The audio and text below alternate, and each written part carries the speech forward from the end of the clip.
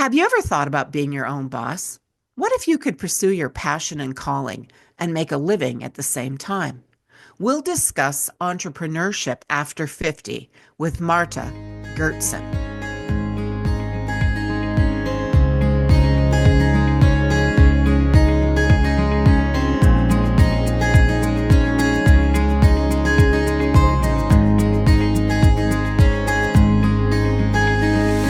Welcome to the Jesus People Sisterhood podcast, a place where Christian single women age 50 plus connect.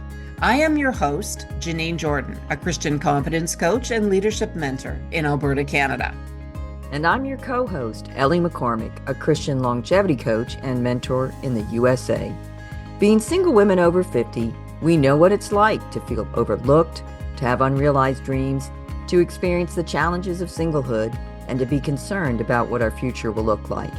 We couldn't find anything online for single Christian women over 50, so we created Jesus People Sisterhood just for you, a place where sisters encourage and empower one another through the last third of life, because you are a treasure trove of wisdom and of exceedingly great value.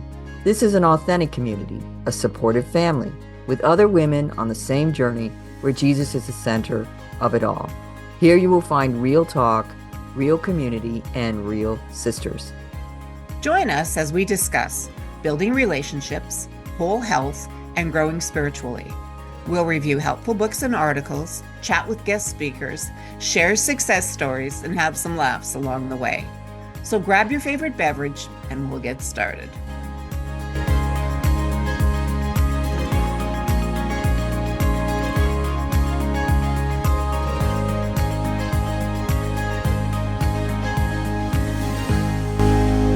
Hello, friends, and welcome to the Jesus People Sisterhood podcast. Today, we give a shout out to our sisters in Quebec and the Netherlands. Thank you for listening. We're so glad that sisters from around the world are listening to the podcast. And here's a review from Cindy Jane, who writes, for single Christian women over 50, if you are a Christian single woman over 50, this podcast is for you. Whether you've been married and divorced, widowed, or have never been married before, single life as a woman over 50 has its unique challenges. If you find yourself in this role in your later years, you'll want to be equipped and empowered to really live well and to do it with other women in community too. I encourage you to check this out. Thank you, Cindy Jane, for your positive review. And we are so pleased you enjoy the podcast. If you would like your review read on one of the episodes, please leave us a 5-star written review on Apple Podcasts. It will only take you a minute, and it raises the podcast in the rankings so that other sisters can find us too. Hello and welcome to the Jesus People Sisterhood podcast. In today's episode, we're discussing entrepreneurship for women after 50 with Marta Goertzen. Marta Goertzen is a gentle business and personal brand coach, podcaster, nature photographer, and daily morning walk taker. As a native of Oregon, she enjoys exploring her favorite state with her camera and dogs in tow. Marta also fully believes in the power of taking time daily to pause, reflect, and express gratitude, and that this daily habit can transform your life and business. Hello, Marta. Hello. Hey, thank you for being with us today. Thank you for having me. I appreciate it. We're so glad you're here. Yeah. Thank you. A little bit excited about what you're going to share. Good. Can you please tell us a little bit about yourself and how you became a business clarity coach? Yeah. I am Marta Goertzen. I am the chief only person over at SelaStudios.co, and I am a business clarity coach over there. I do live along the Oregon coast and moved down here about 13 years ago to be closer to family. And that was actually one of the reasons I started my business. Is I was in the corporate world. My last job, I was there for about 13 years, and I was just burning out because family members whose health was really starting to suffer. I was using up my free time, my sick days, sometimes my vacation, taking them to doctor's appointments, making sure they were okay. And I was plus the job itself, I was just burning out. And I thought, Lord, I cannot do this. And I'd had a dream for a long time, especially once I hit college, of starting my own business, but I never knew what it was. And finally, I just got to the point where I said, I can't do this anymore. And I gave my notice. And no plan. I don't recommend that. There was no plan, but I just knew I had to get out. It was just, I remember coming down the stairs on the way to a trade show and just burst into tears. And I said, I cannot do this anymore. And amazingly, the Lord, we look back and his timing is perfect, because at that point, first they let me start working from home for part of the time so I could rearrange my schedule. And eventually we set a date and I actually became a contract employee. They actually became my first client. And so I was able to build my business on the side. And I did start as a virtual assistant because I had transferable skills from the corporate world into virtual assistants. Quickly learned I did not like virtual assistants and realized I really loved web design. So I was kind of still a virtual assistant, but I focused mainly and almost exclusively on WordPress websites. Over the years of working with countless women, because I worked with a lot of agencies as a virtual assistant, I didn't have many direct clients, but working with all those different people, I realized my favorite part was the coaching. I can do a great website and I love helping people do that. But what my favorite part were the conversations we had about their business and getting clear about what they were really doing, and then being able to put that onto the website. And the more I did it, the more I realized people couldn't answer the basic questions I had in order to do an effective website. And people kept saying, well, aren't you a coach then? I'm like, oh no, I'm not a coach. I turned down that title for so long. And eventually I started blogging on the side and I started doing some self-publishing. And I got to the point where I was so torn into two people. I couldn't show up in my business as me. And hours of prayer, hours of working with different coaches, talking to a lot of colleagues. And all of a sudden the Lord said, you can combine these two businesses into one. And by the way, you're a coach. I went, no way. And I still have clients come back to me and laugh at me. Say, remember the time I asked you if you were a coach? And you said no. And eventually he helped me, show me a way to combine the two businesses. I moved from focusing on websites, on a website developer who also did coaching, to being a coach who also happened to know websites. And so over the last several years, I've really transitioned out of web design and into coaching. And the more I coach, the more I realize everything that I did in web design taught me what I needed to do as a coach and help people get clear. And I love helping women get clear about what are they doing in their business. And I've been finding, since I am 54 or almost 54, that most of the women that come into my world are over 50. So eventually the coaching practice, okay, so that's the age group I'm working with. So most of the people I work with, most of the women I work with are 50 to 60. As looking to transition, but they need help getting clear about how to do that and what's next, and really get clear on their business. And I love it. It's a passion project for me for sure. So our listeners are single women over 50. Mm-hmm. And a lot of women reach this season of life and they really want to start their own business.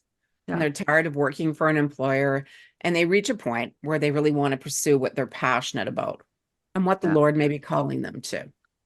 What should you consider about yourself, your personality, your bandwidth when starting a business? Yeah. And that's an interesting question, because when you hit 50, I started my business when I was in my late 30s. And I know now, looking back, the person who started back in her late 30s versus the person who might think about starting a business in her 50s, it would be a totally different game in my head. Because you get to that point where, okay, it feels risky. It feels risky to start a business when you are older, you are single, you don't have the income of somebody else helping you start this business. And it can feel like a risky proposition. I can tell you that if you stick with it, it's totally worth it. I am totally unemployable now. I would not be able to report to a boss, but a lot of things you do have to consider. One is your bandwidth and your energy, because like for me, I am single, but I do take care of my mom. She's in assisted living, but she has advancing Alzheimer's. So I'm heavily involved with her care. I bring her home several days a week.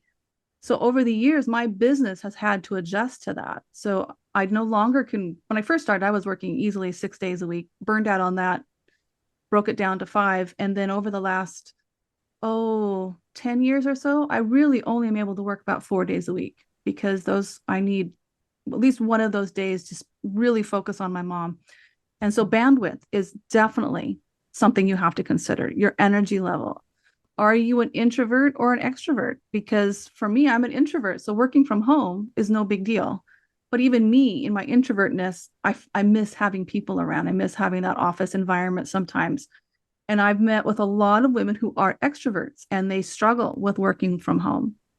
So there's a lot of that you need to take into consideration. And so you do need to understand your finances. I do not recommend doing what I did and give a notice without any plan in place. The Lord definitely worked that out. But do you have the finances? Because starting a business can be slow. So do you have the finances to help you ease into entrepreneurship?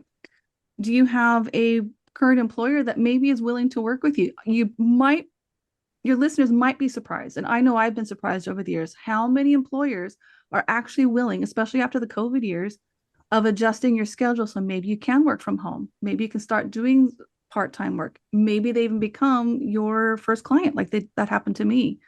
So looking at outside the box solutions at the beginning so that you are not so stressed out over finances and making ends meet as a single woman.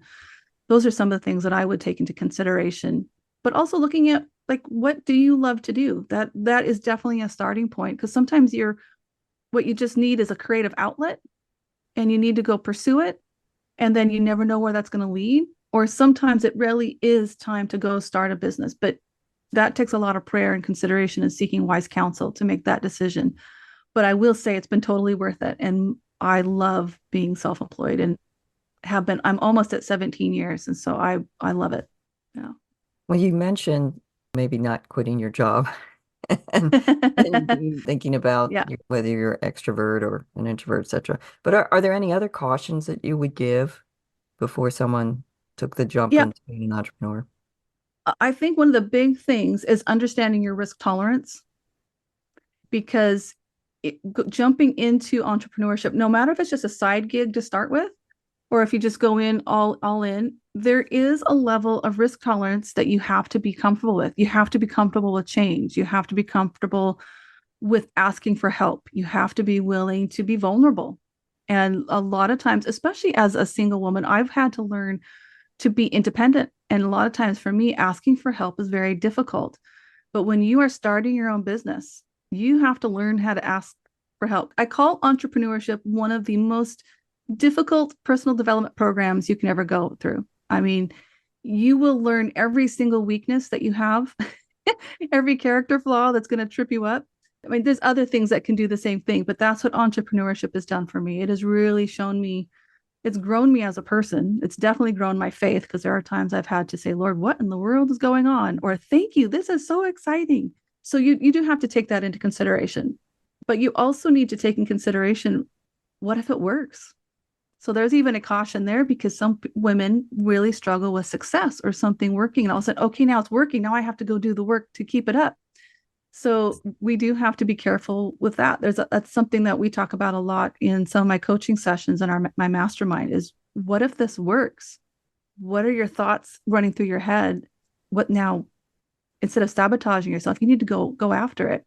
So even that's a caution. I think some people have to really understand, okay, if this works, that's a good thing, but you have to take into consideration your thought process about, what if this does work?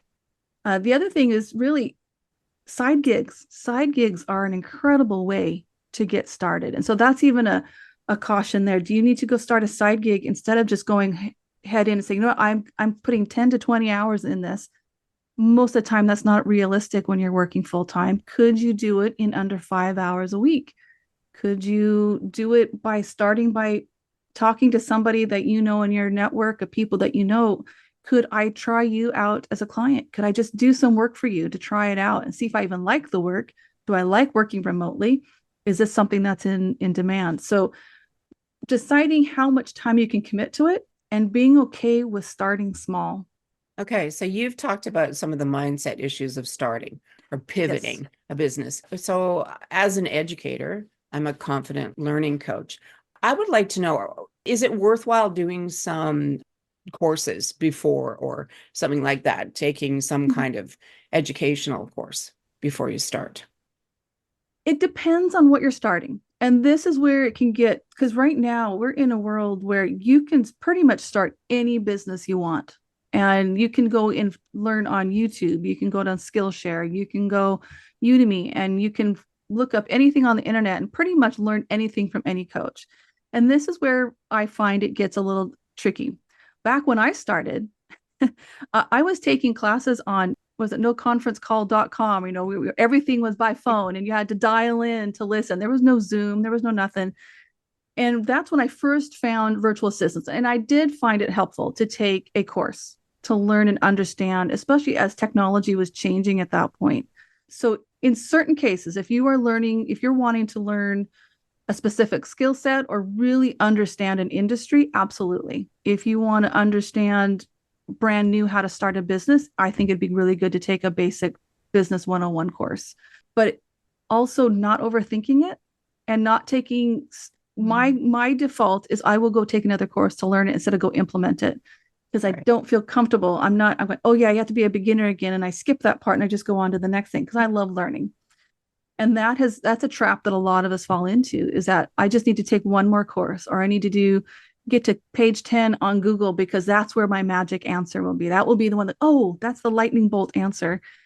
And that doesn't work either. So strategically, yes, if there's some places where you really feel you need some education and help getting started, absolutely. And this is what I have to work through with myself and my coaching clients, that when they've been in business for a few years, and this is where I tend to specialize, is that we get so stuck in learning mode that we're not in growing mode. We're not in application mode. And as a new person starting, that is a definite pitfall that we can easily fall into, especially if you're creative and you love to learn new things, and then you learn it and you go on and learn the next thing. Yeah. So there is a balance there. There's definitely a place to go learn basic starting skills, but then you have to say, okay, now I'm going to go apply it. Now I'm going to go do the work, because that is where the clarity comes from, and not just sitting there with the knowledge that you've just learned and not doing anything with it. Yeah. Great answer. Thank you. Yeah. Have you heard of SCORE, or have you ever used them? Have you ever gotten I haven't. Okay. And I've looked at, because we do have a pretty active SCORE. Now that I moved down to the coast. It's been about, I guess it's almost been 13 years now. And that we do have a very active small business association there as SCORE here. For my type of business, I have not found their resource. I've talked to them many times. For what I do, I haven't found it to be as helpful because their focus is more on the brick and mortar, or at least that's what I have found. They're not really for the person who's starting a small business from home. So sometimes they might have if they have a more of an active SBA or SCORE, sometimes they do have really good basic business 101 courses. But again, it is more tailored to the brick and mortar and not starting an online business. That's starting to change a little bit, but I haven't found them to be as helpful as I'd hoped. Okay. Just for our listeners who may not know what that is, SCORE, I think it's nationwide. I don't know if they have it in Canada. They're just an organization that gives free mentorship from, I guess most of them are retired business people who want to give back. And so they'll mentor you, but you don't know that they're, as Marta said, whether it's going to be the same business that you're pursuing. And they do, I think they also give either seminars and things like that you might, sometimes they charge for, but it is a free mentorship. So it's worth a look from wherever you are. There's a local SCORE that, you might benefit from. Yeah. Even a local community college. When I graduated from high school, I went to our local community college before going to my 4-year. And it was there that it really confirmed for me that I wanted to be an entrepreneur, and taking that first business course. So a lot of times community education, they will have discounted courses, or a lot of times you can go audit a class at a community college. And then you're getting a bit more of a broader perspective, because now there's so many colleges out there that are specializing on online businesses and online skill sets. So sometimes even a local community college would be a good resource as well. And then when I went to college and took more and more on entrepreneurship and marketing and management, I was sold. Do you have any recommendations, like there's probably ladies who are listening and they're passionate about something, whatever it is their passion is. They're Mhm. making quilts or I don't know what, soap making or Yeah. something. Did that. And Yep. they just basically want to find out how they can monetize that. Is Right. there a place or a course or anything that you could recommend if they could get that information on how to monetize what they like? Yeah. That's an interesting question because that's something I pursued for a long time. I thought photography was going to be my thing. I love photography. I've been in photography clubs. I've loved shooting photography. I took a lot of courses and joined a regional group that we had conferences. And I thought photography was going to be my thing, not portraiture, but more landscape. And sometimes, if my family really wanted it, I would photograph them. But I realized that photography for me was a passion project. And as soon as I tried to monetize it, I started to lose the joy. So that is a caution that I do talk to people about. Say, be really careful that if you are going to try to monetize this, you could lose the joy of this passion project. However, having said that, there are ways I took my photography instead of trying to put the pressure on making money off of it. I now use my photography on my website. It's in my newsletters, it's in my social media. So I found a different way to use my photography that has still allowed me to have the passion for it, but I wasn't trying to monetize it. I love Etsy. There's a lot of controversy over Etsy, whether it's worth it, whether it's not. I love experimenting on Etsy. And there are so many great courses out there on learning to be a handmade seller to start selling on Etsy. And then eventually, if you start growing and you get some traction, then how to start selling off of your own website. So there's a lot of great educators. I'm not as in that world as much anymore, so I don't have any perfect suggestions there, but finding a good course on Etsy, Skillshare has some really great starter courses on Etsy.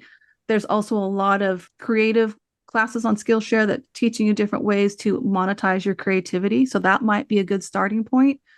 And but yeah, things like Etsy, I love it because it's a place that you can explore, you can learn it, you can understand marketing, you can understand how to present what you do in a very clear way so people can find you. So that's if somebody in that respect. So before Etsy, I tried for many years to monetize my soaps and my lotions, and I did the outdoor trade shows.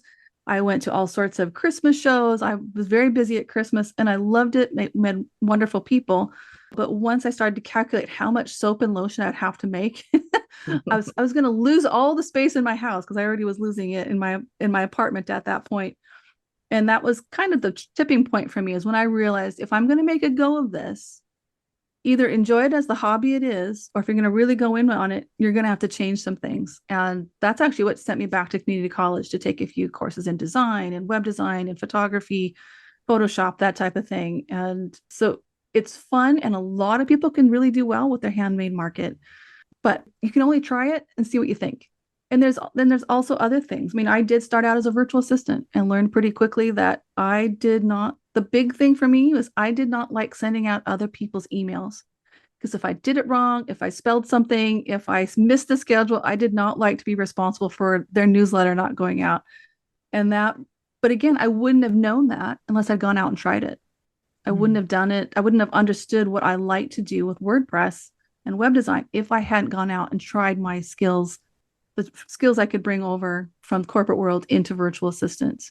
I know have some friends who've done well in bookkeeping or working for an organization doing the bookkeeping, or they were a tax person and they started their own business on the side and grew that to the point where they could quit their full-time job. There are people out there, your educator, people can learn how to take their expertise, turn it into a course, and then learn how to sell that. So there's so many different things. And that's really what we talked about at the beginning. What are some of the things to consider? Or what are those transferable skills? What are some of the things that people come and ask you about? What do you love creating? We are in a world that we pretty much anything is going to work if you put the time and effort into it. Someone's going to grow slowly, someone's going to go a little bit faster. And that's the beauty of the time we live in, and also the frustrating part, because there is so much that you could do. But at the same time, you can start a business today if you opened up an Etsy shop and started posting things. And then you started learning how to do the post and how you optimize it. You could become a web designer like I did, and you start playing with WordPress, or you start working with something like Squarespace. Learn on your own and then start offering that service to someone else. Talk to people. I love to learn this. Do you need any help? So there's so many ways that you can get started, which is amazing because you can literally have laptop and will travel. I can start my business. And because of that, I have worked from hospital rooms. I've worked from doctor's office waiting rooms. I have worked from nursing homes. I have worked out at the park. So there's so many things you can do with an online business. It's really quite amazing. Mhm. Yeah, it's wonderful. It's wonderful. So it kind of leads to the next question I had for you, which is there's probably a lot of listeners out there who want to have their own business, but they don't necessarily know what it is. Yeah. They just want to work for themselves. So do you have any Yep. suggestions of like what they might look into, what would be good, especially if you're starting out and you really it would be like a at-home solopreneur type Mhm. business, right? Yeah, what I did when I really started going into my clarity journey, I have to make a change. And I was just like, Lord, what do I do? I realized for me that I'd outgrown my business, that my skills had changed, my interest had changed, but my business was still stuck back behind me. So this is what I took myself through. I went through and pretty much did a top to bottom audit. What jobs did I like? What were the skills? What were the projects that I worked on? I went through my corporate job and also the clients that I'd worked with. What are the clients that I loved working with? And really pulling out their characteristics and the type of work that I was doing. What skills do I have that I could bring, especially in the very beginning? What skills could I bring from the corporate world into entrepreneurship? And really started taking inventory. What could I do to at least get started and get my foot in the entrepreneurial space or the online business space? And there's so much you can learn from that.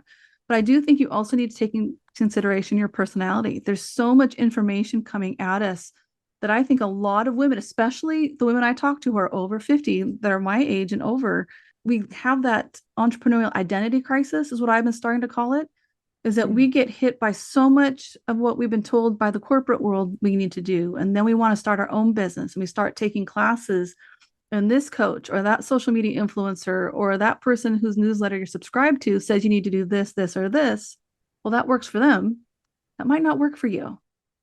And what we need to remember is that again, I keep saying it, but pretty much anything is going to work if you do the work to do it. So that's something that I think people need to do, is really take an inventory of where could I at least start? What is the low hanging fruit? I did want to mention too is that what great place to go look at is a website that I recommend to a lot of people. It's called flexjobs.com. Because maybe you want to be a subcontractor. Maybe you have directly transferable skills, and this is all online jobs. You do have to weed through some of the listings on there, but it is one of the more reputable online job boards out there. But if nothing else, just to give you an idea of what people are looking for. Is there skills that you have? I looked at web design for a lot of times just to see what people are looking for in terms of web design. I haven't gone back in as coaching, but I've had women go back and look, oh, I didn't think I could take that into the business world but they're asking for this over on Flex Jobs. Sometimes you can even look on a place like Craigslist on their remote jobs or gigs and see what are people asking for. Because sometimes you need to think a little bit outside the box. Because the other thing that I run into is just because we're good at it in the corporate world, it took me a long time to realize this. They paid me to become good at that, but I didn't really like it. And it took me a long time to admit that. And that was part of the growing process. Part of it was taking it out into the marketplace and trying it and doing it and realizing, oh, I don't have to do this anymore. I get to choose. But again, one of my things I say over and over again is clarity comes through taking action, not just sitting there thinking about it. And you're not going to know until you go try it. Yeah, I love that. I love that. Yeah. So many things you have no idea when you walk No. into something, whether you're going to like it or not. And then it's just wonderful to be able to say, nope, this is not me. Yeah. This is not me, but I can pursue something else and Yeah. to try something else. Yeah. Absolutely. Right. And the other thing I think everybody has to remember too, especially because we are Christian women over 50, we are single, we have a different way of thinking about things that we've had to learn to be about things. I mean, this is something I have to revisit on a regular basis, is something I have to coach my clients on. Okay, you are a Christian woman. One, you are allowed to charge. You are allowed to make money. You're allowed to raise your rates. You're allowed to dream. This is something that Christian women really struggle with, and especially the single gals or women who have been heavily involved in ministry, all of a sudden turning that their passion into a business. It's something we have to work through, but you are allowed to charge. And most importantly, you're allowed to be a beginner. We are over 50. We are single. We're very independent. We go learn things. I struggle with being a beginner to this day. Always will. I'll take a class to learn a hobby and I want to, and I get frustrated because I can't do it perfectly right out of the box. But there's also beauty in that because there's a lot less risk. You're not doing it in front of tens of thousands of people. You can just go try it, learn it, make mistakes. One of the other things that people come to me a lot about is, what about starting a blog? Great. Go do it. Go sign up for a WordPress.com free website and start writing. Nobody's coming to visit you. You can try what you want to write with.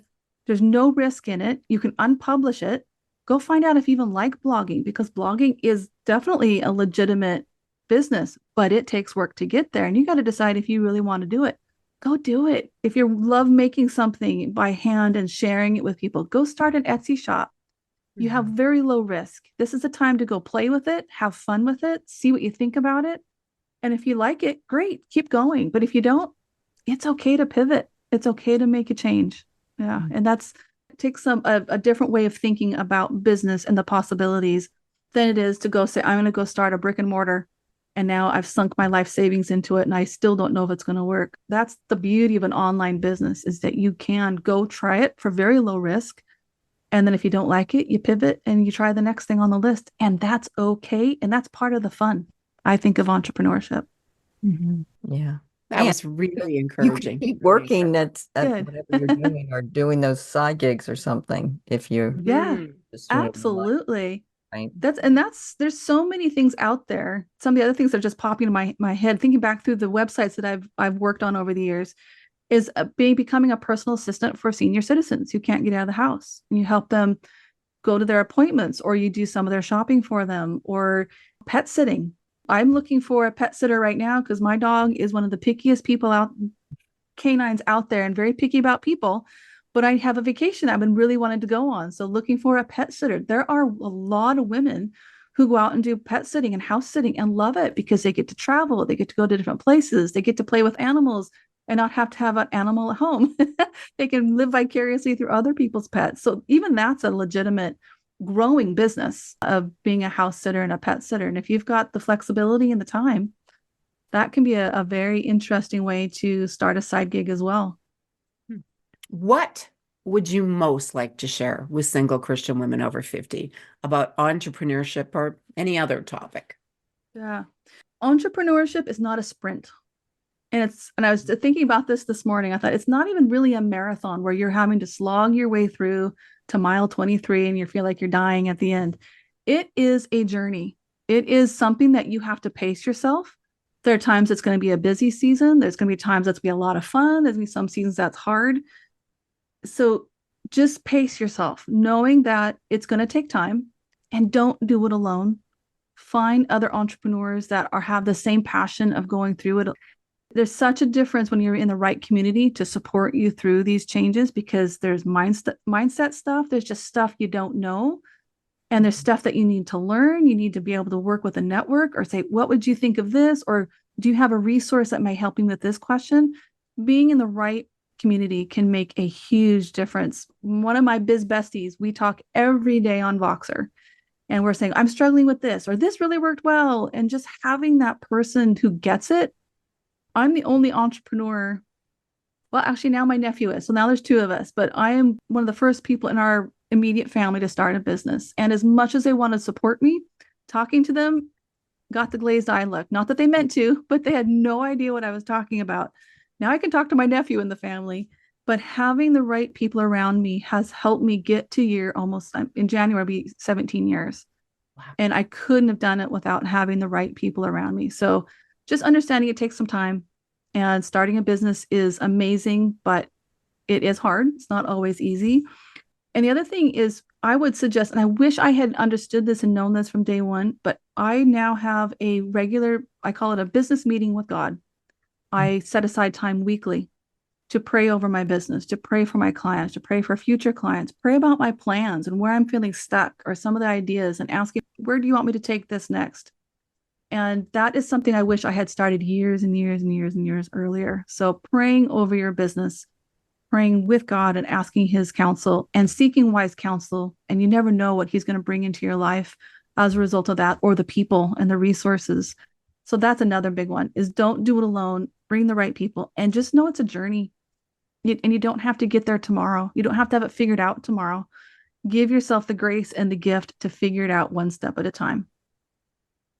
Wow, that's great information, great advice. Thank you so much for Oh, my all pleasure. you shared today. I get very passionate about entrepreneurship, so I can talk about it all day long.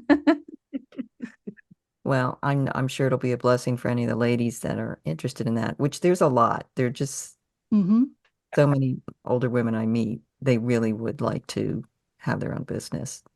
Yeah. Yeah. I So highly recommend it. please share with our listeners how they can contact you.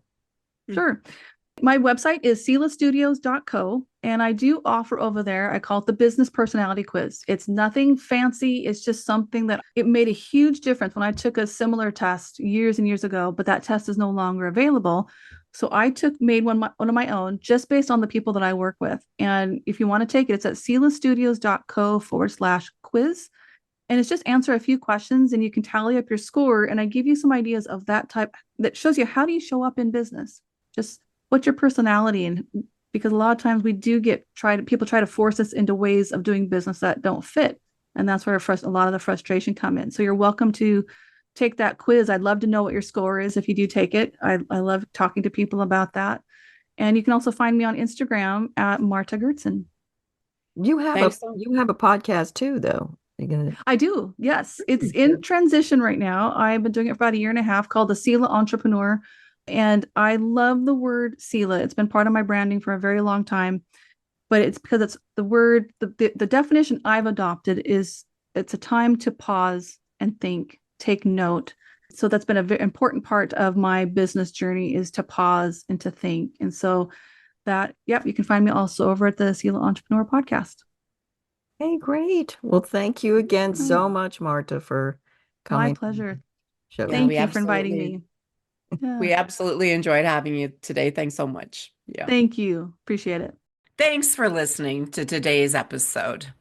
Please share any thoughts that resonated with you from today's podcast episode in our private Facebook group at Jesus People Sisterhood Community. Start reaching out to other single women and create your local group of Jesus People Sisters. Please let us know about your group to add to our directory by contacting us at support@JesusPeopleSisterhood.com. Have you had a good experience with a business? They've treated you honestly and helped you at a reasonable price? Please let us know. We would like to start a directory of JPS-friendly businesses. Let's care for one another. Be blessed by Him who is able to protect you from stumbling and to make you stand in the presence of His glory, blameless and with great joy. Until next time.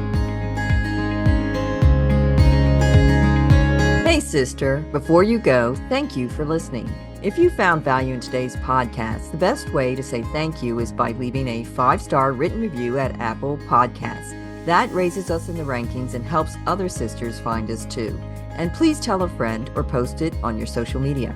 If you're a single Christian woman over 50, this podcast was created specifically for you. The Jesus People Sisterhood is your community to find support and friendship with other sisters who can understand.